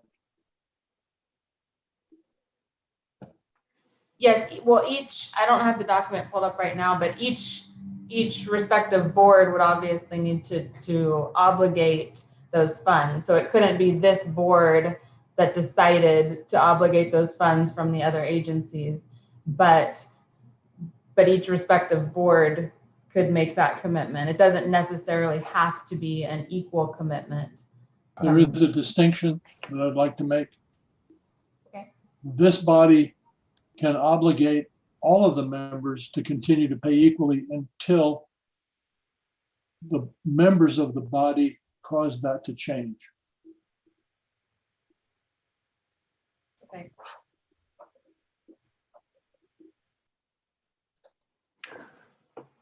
Okay, so with that, I will go back to IRWA and talk about the range that was outlined here in the presentation and see what they're willing to contribute. And John, just an idea. Do you think we should share right now, after this meeting, the technical memo that you put together with a little bit more details on the numbers? And then if, I don't know, just an idea. It's not really, it's a draft, but I think it's pretty much, it contains probably all the information that you guys need. I'm comfortable with it. I think the review process has been that we've You all reviewed it first, and then Yeah. we forwarded it to Amber and staff, I believe. Amber, you've seen the final? No, you have not? I don't think I have seen. No. Okay, so, okay, I'm sorry, I didn't realize that. So from our standpoint, we've incorporated all your comments, and then Yeah. we're comfortable, of course, you forwarding it to the board and to staff. We think it's ready to go. Okay. Yeah, I didn't No, I realize. think it's ready. I think it would be useful. So I can send Yeah. it so you guys can, it's gonna give a little bit more details about what it's here. And then Zach, if you want more technical details, I think it's really not it doesn't seem to be required. There is nothing in the other GSPs, but we can discuss about which information more from the technical side would be useful for you to make a decision or to wrap your head around. Yeah, that'd be great. Just think of it as a budget. That's what it is. Yeah, it's just that, you know, it's gonna make such a difference depending on many different factors down the road. So it's a big, you can see that it's a big, it's a huge guess. Mhm. And I can show you, if you are interested, we can show you, or you can really look online at other budgets, and maybe you can, that will help as well. We can put that together as well. Okay. All right, so do we have kind of an action plan here? It sounds like what we're going to do is talk with our constituents about Plan A versus Plan B, that we're going to have a technical memo to share with them so that we can have an accurate budget projections on what things cost. And then we're going to talk about this at the next meeting and try to make a plan based on the conversations that we have. Does that seem reasonable to everybody? Okay. Do we need to make a motion, or we can just leave it as direction that we're planning on going? I've placed it in the minutes as general consensus of the board. Okay. All right. Is there a public comment option? Yes. Yes, please, Devin. Sorry to interrupt. Devin Jones, Mendocino County Farm Bureau. So thank you for the conversation. I guess there are several questions that I think we will work through. But one of them off the top of my head just happens to be looking at the slides in terms of, you know, what was the rationale looking at the well owner fees versus the usage fees, flat versus usage, of not including the de minimis users in the flat rate versus including them in the usage fees. So that's my first question. Second question is, do we know if under the agricultural well numbers, those include licensed underflow wells that are already diverting under a surface water right and are filing separate fees with the state? I don't know if those have been separated out or not. And within the domestic wells, I'm assuming that those are domestic wells that are independent of a municipal system. Just for clarification, that would be appreciated. So, and then the kind of the final question I would ask would be to the water agency, you know, in terms of there is a significant amount of funding becoming available due to the drought. Our governor has, you know, billions of dollars sitting out there right now that they're supposed to be, you know, handing out, and SGMA is a big part of that. So are we in a position this year to be prepared for submitting any sort of applications for grant funding to work on some of these projects prior to moving forward with the actual adoption of the GSP? I know Laura and Amir have discussed some of these possibilities of projects we might be able to fund, but I think that Laura's question of, you know, can we save resources by working with in-house staff to apply for some of this funding mechanism is something that needs to be considered. So thank you. Those are really good points, Devin. And I'm wondering if we can apply for a grant that would cover our first 4 or 5 years of basically running the model on an annual basis to calibrate it further, if that's something that would be allowed under the grant funding. Any ideas, Laura? Yeah, it is, Glenn, because basically, if we design, for example, a capital project, let's say I'll throw something there, I don't know, some recharge, whatever. The way we have to design it is say that we will do a feasibility study. And when we do the feasibility study, we'll be running the model, looking at different options, and try to start understanding what would happen to the system. So just because we will be running the model and using the model, that's part of the maintenance. So it would be fully covered. So one project, that's what I was saying earlier, one project would be enough to really cover all the model maintenance. That's and it would be pretty easy because it's a tool that you have. DWR paid for this tool. They don't want to see it destroyed or lost. So they want to see these things keep going. So I wouldn't have any problem. We can design this project so that you have so much uncertainty in your future also in terms of water availability because of the different projects that are possibly coming down the road, that having we can easily say that we will run the model for the different scenarios, and that's maintenance. So because if we run the model, we include the new data, we make the model better, so it's all together. So and there's also the scenario that the city of Ukiah may be wholesaling water to some of the other water districts in years like this one, if not permanently, because they're in a position to treat water. And that would certainly be something we'd want to know in advance as part of even looking at the feasibility of that, what the implications would be to the aquifer if we were supplying water for domestic systems as far north as Redwood Valley. Yeah. So, and that would be really key. One of the key use for the model is really when these kind of ideas come out and they are considered, we really can use the model to get a first understanding, a first idea of this is something that we can do, because we also have a good argument, Glenn, which is we want to say that we use the model to demonstrate that whatever action are taken, we are not breaking the GSP criteria. So we are demonstrating that everything is working together and the GSA is still looking at the sustainability of the system. So I think it's easy to kind of wrap up the story and justify that it's important because we wrote this GSP. So you don't want to think about actions that then are going to be detrimental and will create a problem down the road, right? So, and I understand the model is not perfect. I'm not saying so, but it still gives us a good feeling about what can happen. Is there any other public comments or questions?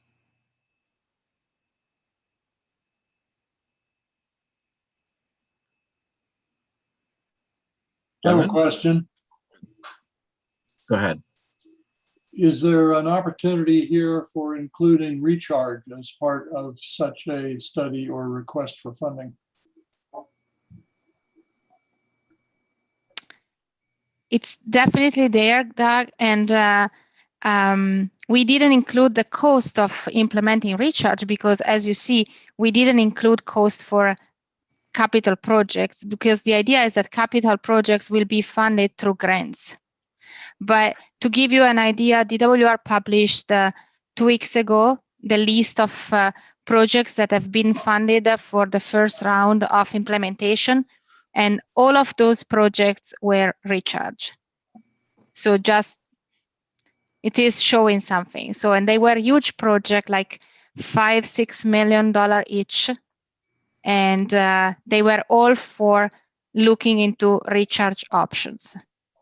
So we didn't include it. We didn't include the projects in this cost, thinking really that the GSA will not be able to create enough money to really pay for a capital projects. But that's why we have the idea of the grants. So grants can pay for those big projects. Thank you. Welcome. So let's hear from Elizabeth and then Devin. Yeah, this is Elizabeth Salamone, General Manager of the Russian River Flood Control District. Devin Jones from the Farm Bureau had some questions about this screen that's showing here that did I miss the answers that regarding the wells and the fees? I know we jumped right to the funding, but did I miss that somehow? Maybe I spaced out.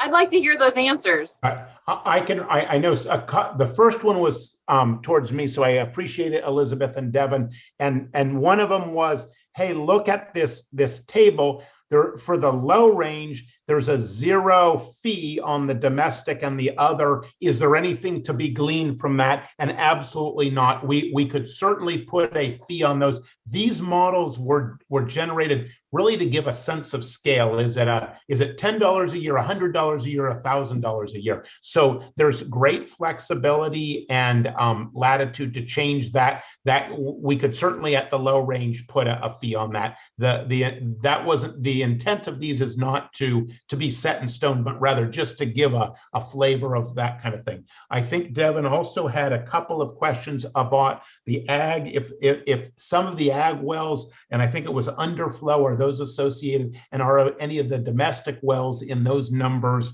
connected to the municipal system? And I'll have to defer to Amir or Laura on that. I don't know the detail on those types of wells. I don't know if either Amir or Laura can answer that right now, or we'll have to get back to you on that.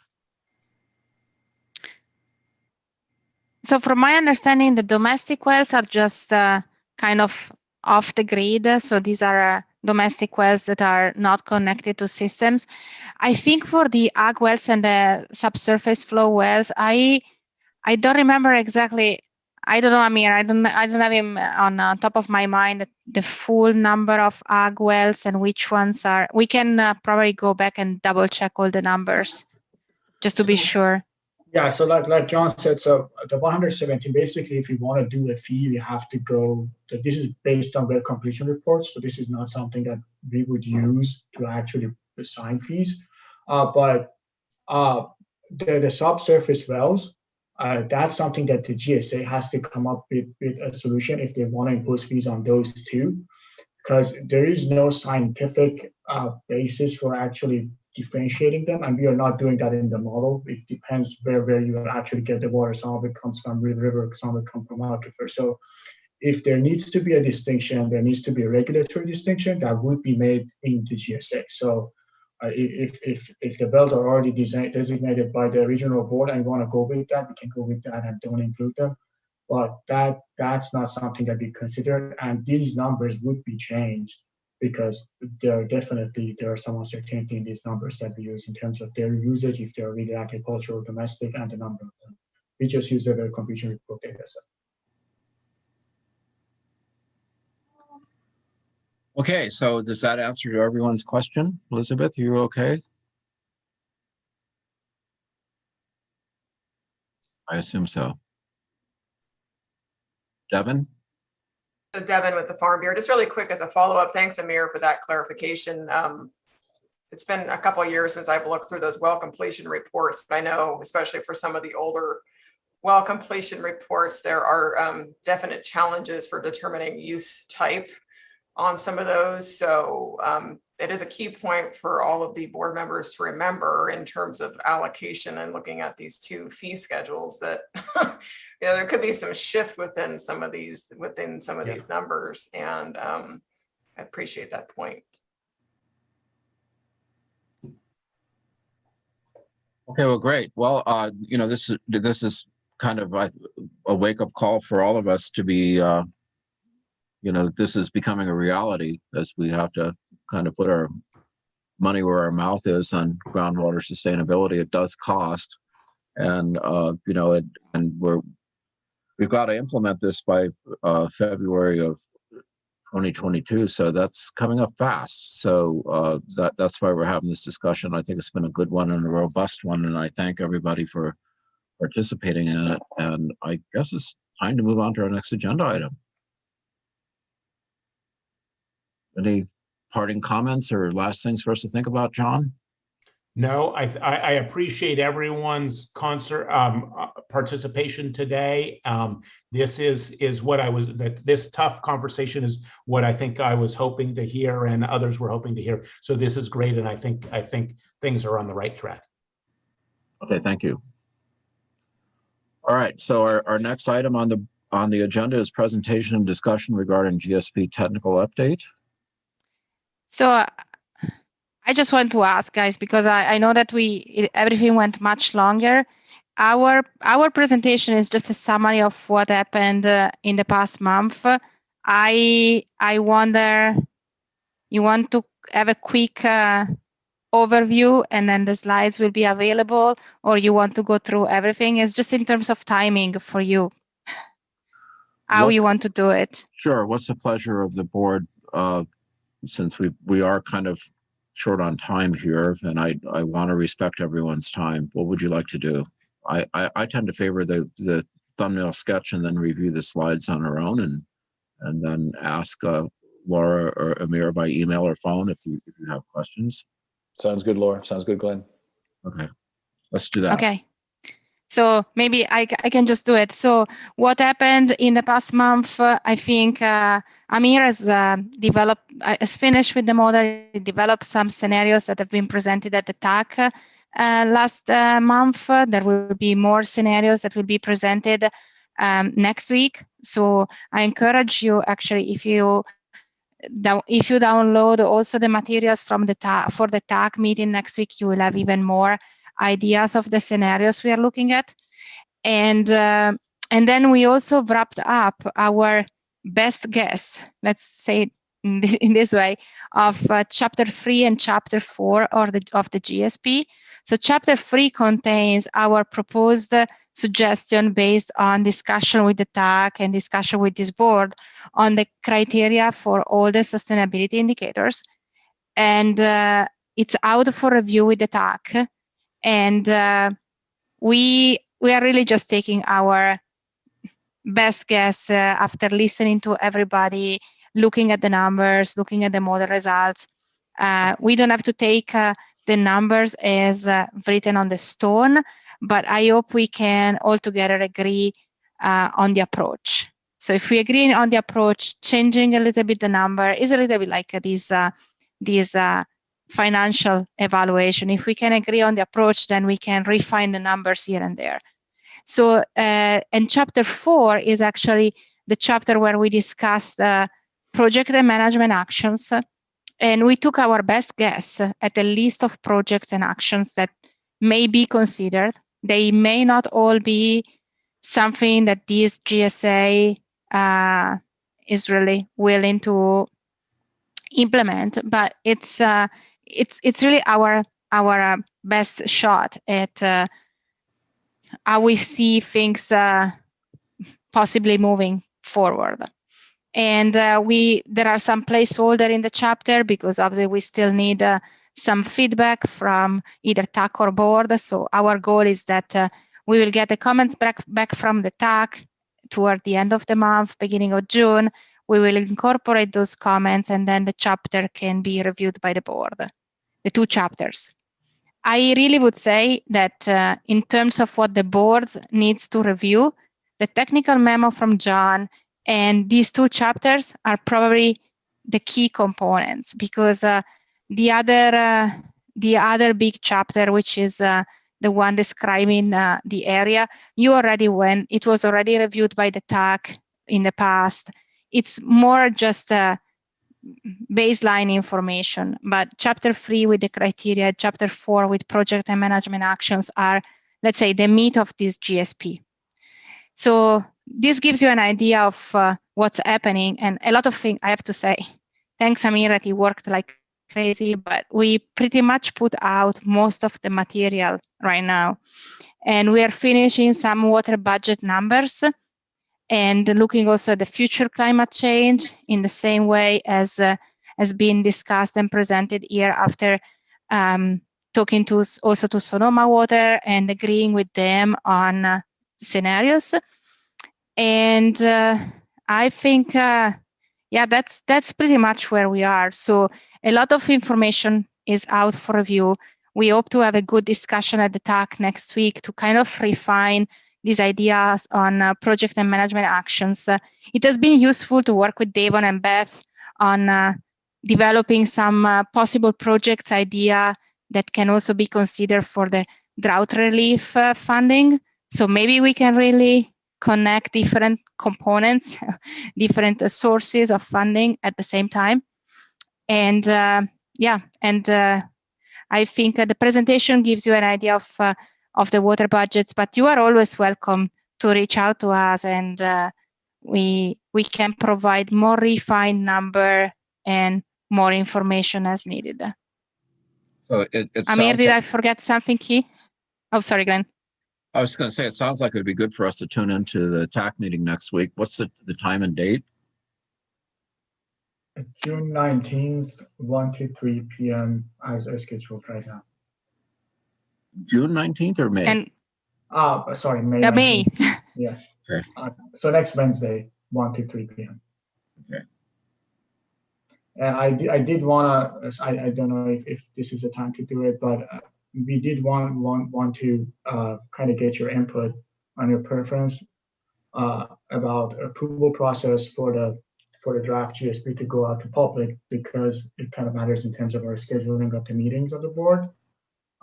Right now, we're estimating that we can give you a public draft for review in June, and then we can get your comments and present it in the June meeting, which is I think June 9th. And then after that, we're hoping we wanted to know your preference. So if you address the comments, could we put it for public review because we're skipping the August meeting, or do you need us to come back to a meeting to approve the revised draft before putting it out for the public review?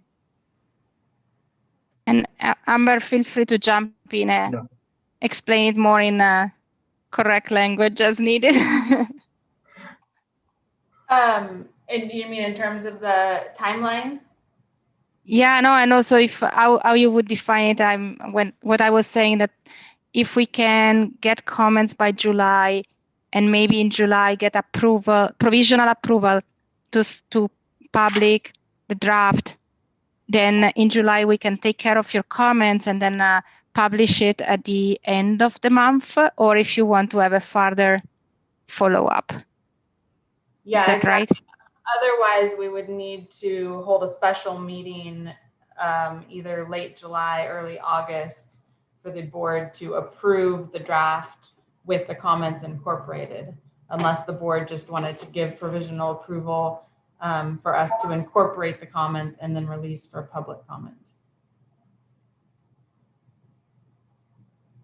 You know, I'm thinking probably provisional approval would be okay, and then come back, with the final comments from everybody, and then that's when we'd make our decision. Other thoughts from board members?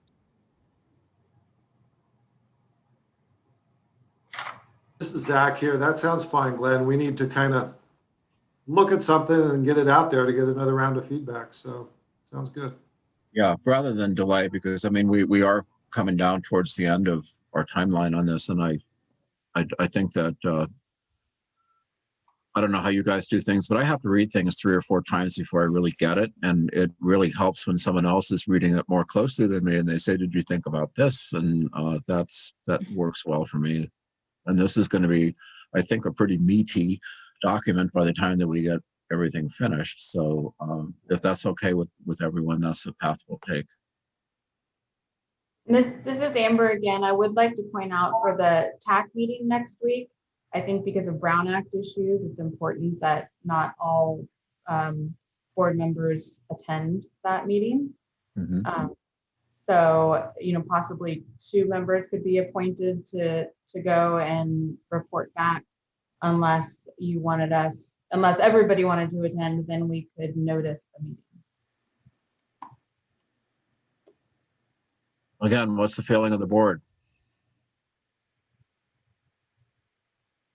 Well, I'm not clear on that. I believe those are public meetings, and if a person attends as an observer and does not participate in discussion, they are not there as a representative of their agency.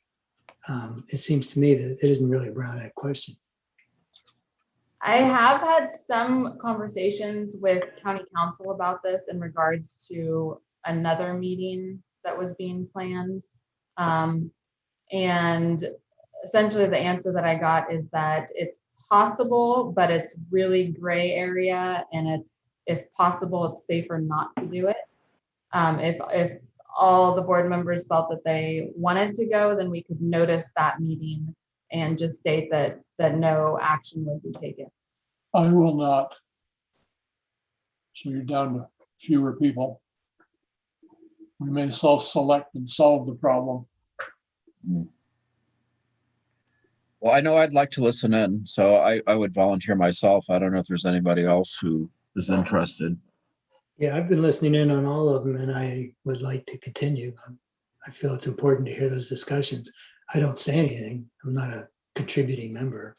Yeah, I wouldn't either. I would be on silent mode. As long as you provide your comments later.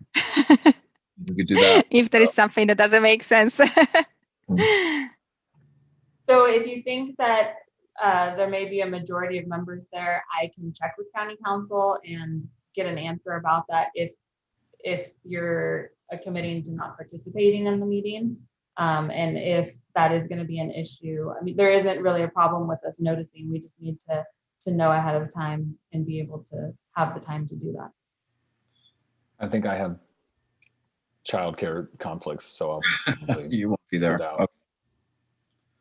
Okay. Amber, would you check with county council and see what they have to say? Tell them that the board members would like to listen in but not participate, and if that's an issue. Okay. And I do. You're not going to listen in. What about watching the recording instead of the meeting directly? That would be acceptable. I don't think our TAC meetings, Andrew, correct me if I'm wrong, but I don't think our TAC meetings have been recorded. Yeah, it's just the board meetings that are recorded. We have the technology. So I can check on that. Nicole, you can chime in if you have more to add, but I think if you did want to appoint 2 members to attend the meeting, it would need to be done here today at this meeting. Yeah, if the choice is to appoint 2 members, they would need to do it right now. I mean, you could do that in case county council says no, but if county council says yes, then everyone could go.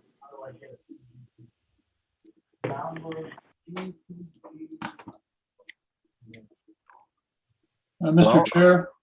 Yes. I must depart for another meeting. Okay. Well, thank you very much for your participation, and we're just about at the end here, so I don't think you're going to miss too much. And we'll see you next meeting, Doug. Thank you. Thank you.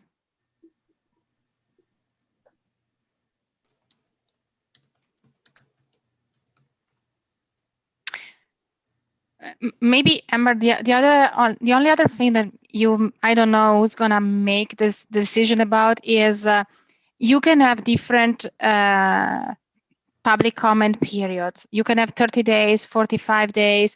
That would be important also for our schedule to find out what you guys would like to do. Because if we submit the GSP, let's say for public review early August, then if we do, depending on what we do, we have to kind of be ready to then gather the comments and run with them. I think then the board should approve the plan for submission either in November or December, so that in January we can do all the submission work. Just something to think about. I don't know if the county has some general direction on length for public comments or whatever. I just want to tell you that there are different approaches. Sure. So for most of our planning issues, it's 45 days, if I'm not mistaken. And Amber, any thoughts? I think for our projects, we would normally notice things for whatever the regulations required. So if Sigma doesn't have a minimum, or 30 is the minimum, then it would be up to the board if we wanted to do more than the required minimum. Thoughts from other board members?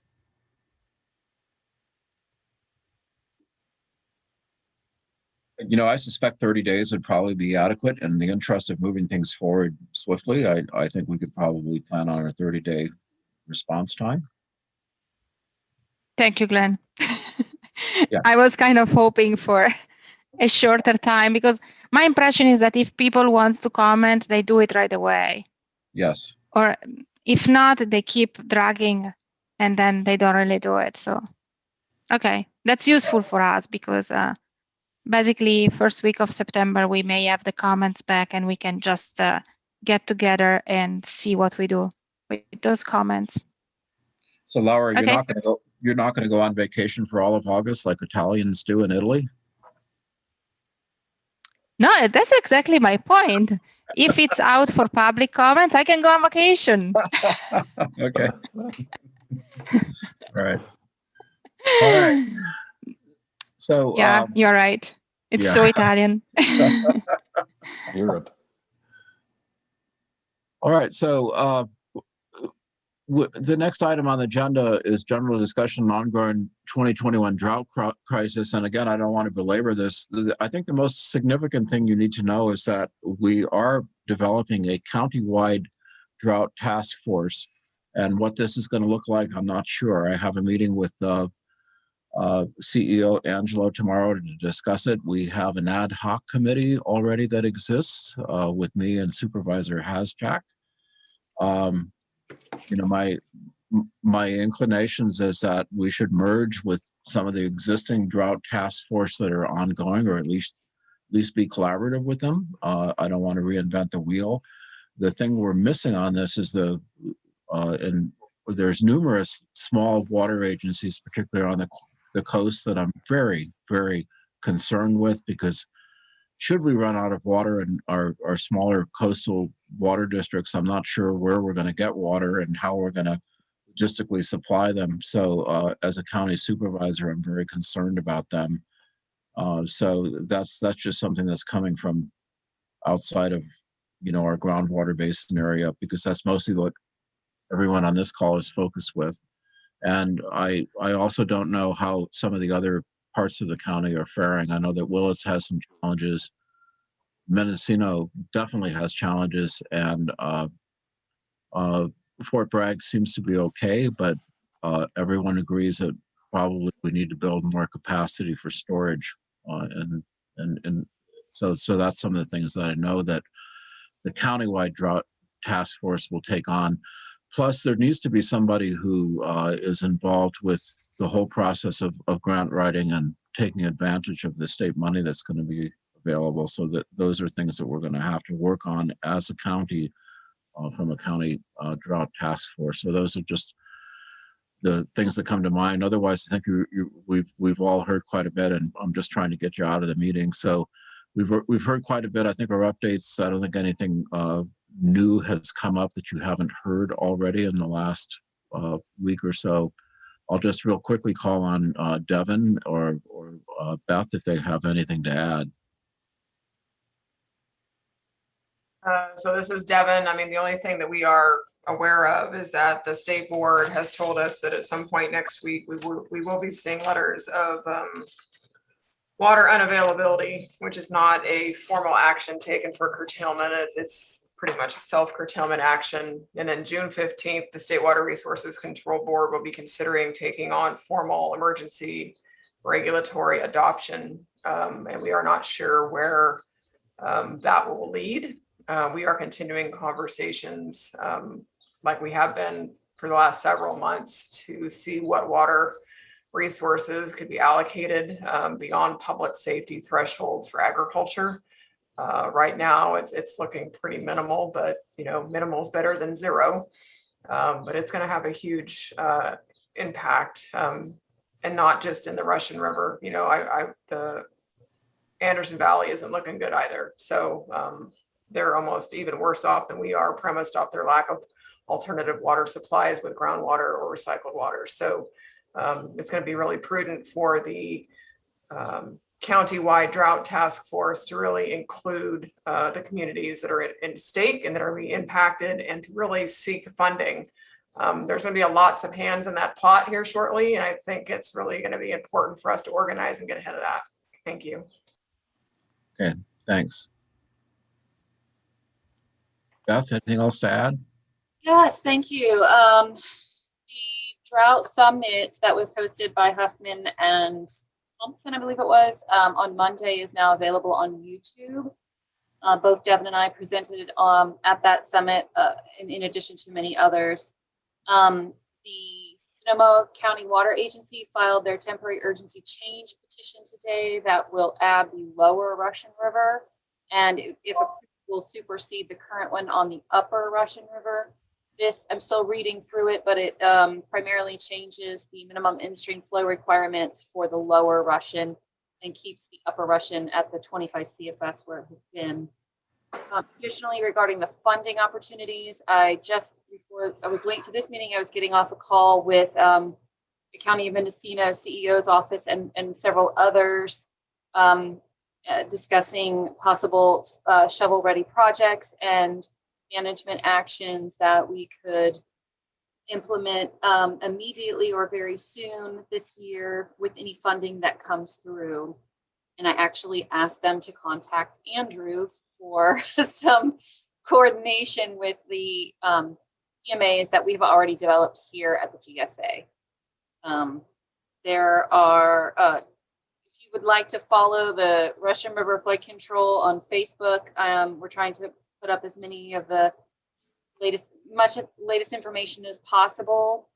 We have a lot of media coverage happening. The Weather Channel is coming out to videotape and interview the Resource Conservation District tomorrow on the drought.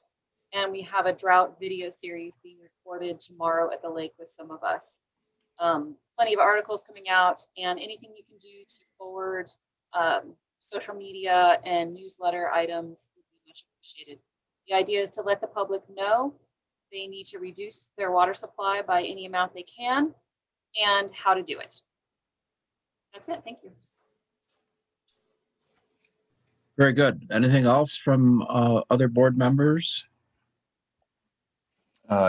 This is James Green from IRWA. Just wanted to make sure everyone was aware that Redwood Valley had their public meeting. Redwood Valley Water District had their public meeting talking about voluntary restrictions to 55 gallons per day. And my disappointment in that is that only one person from the public actually got on the call, and that's what I was told, and that's disappointing to me. So I think I want to put it in everyone's minds that we are facing an uphill battle as far as public awareness. So James, just to give you a little feedback, I was on the Redwood Valley MAC meeting last night, and I think people are quite aware, but the discussion tends to go towards water trucks for cannabis and new wells, and how freaked out everyone is about the kind of the hybrid of people who have wells versus the Redwood Valley Water District. So I think awareness is there. I think just people are a little bit overwhelmed right now, and I think that that's some of it, but also it's really clear that continuing a public awareness campaign is going to be very, very important, because it hasn't sunk in completely to everybody what the implications are. Right, and I think the value in these meetings also that might get left behind is that the public has a right to give feedback, and we as board members and water managers, we need the feedback. We appreciate the feedback. So yeah, I'm sure it was also the excuse of everyone's COVID fatigue. Everyone has Zoom fatigue. Everyone has all these excuses by not joining these meetings, and as disappointing it is, it's certainly understandable. But yeah, there's still work to be done, and I know we're all working hard to make this work. So just keep that in mind, everyone. Okay, thanks for that observation. Anyone else?